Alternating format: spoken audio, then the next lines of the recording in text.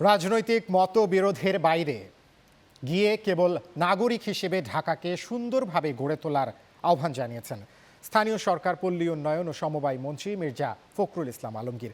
আজ ঢাকা উত্তর city corporation ভবনে নগরের বর্জ্য ব্যবস্থাপনা আমার আপনার সকলের দায়িত্ব শীর্ষক সেমিনারে প্রধান অতিথির বক্তব্যে একথা বলেন তিনি। বিস্তারিত নামিরা আহমেদের প্রতিবেদনে।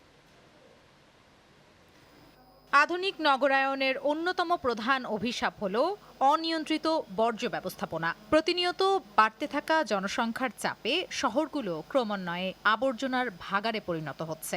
ঢাকা শহরের যে খালগুলো রয়েছে, এই খালগুলো নতুন করে প্রকল্প করে খনন করাটা আমাদের জন্য একদম অপরিহার্য হয়ে পড়েছে। নগরের বর্জ্য ব্যবস্থাপনা নিয়ে আয়োজিত অনুষ্ঠানের বিশেষ অতিথি স্থানীয় সরকার প্রতিমন্ত্রী মীর শাহে আলম বলেন, সকলের সচেতনতাই পারে আগামী প্রজন্মের জন্য একটি সুস্থ ও সুন্দর নগরী উপহার দিতে। মাননীয় প্রধানমন্ত্রীর সদিচ্ছা রয়েছে। রাষ্ট্রীয় প্রধানের যখন ইচ্ছা থাকে, রাষ্ট্রীয় প্রধানের যখন অভিপ্রায় থাকে, তখন এই কাজগুলি এগিয়ে নিতে আমাদের জন্য সহজ হয়। অনুষ্ঠানে প্রধান অতিথি স্থানীয় সরকার মন্ত্রী মির্জা ফখরুল ইসলাম আলমগীর বলেন, সিটি গভর্নমেন্ট বা নগর সরকারের রূপান্তর করার বিষয়ে চিন্তা ভাবনা চলছে। আমরা যদি এই সিটি কর্পোরেশনগুলোকে একটা গভর্নমেন্টে পরিণত করতে না পারি, সরকার হবে সে, এবং সেই নিয়ন্ত্রণ করবে অন্যান্য ডিপার্টমেন্টগুলোকে যেগুলো ঢাকা শহরের জন্য প্রয়োজন। তা না হলে এই সমস্যার সমাধান সহজে হবে না।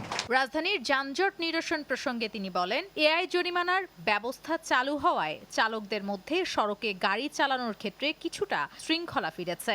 সিগন্যাল চালু হওয়ার পর থেকে এটা কিন্তু মানতে শুরু করেছে সবাই, তাই না? কারণ সে দেখছে যে আর্টিফিশিয়াল ইন্টেলিজেন্স দিয়ে ধরা পড়ে যাবে যদি সে নিয়ম ভঙ্গ করে, তাই না? তখন তার ফাইন হয়ে যাবে অটোমেটিক্যালি। এই যে আপনার একটা সচেতনতা, এই যে বোধ, এই বোধ থেকে কিন্তু নাগরিক যে চিন্তা ভাবনা সেটা করে।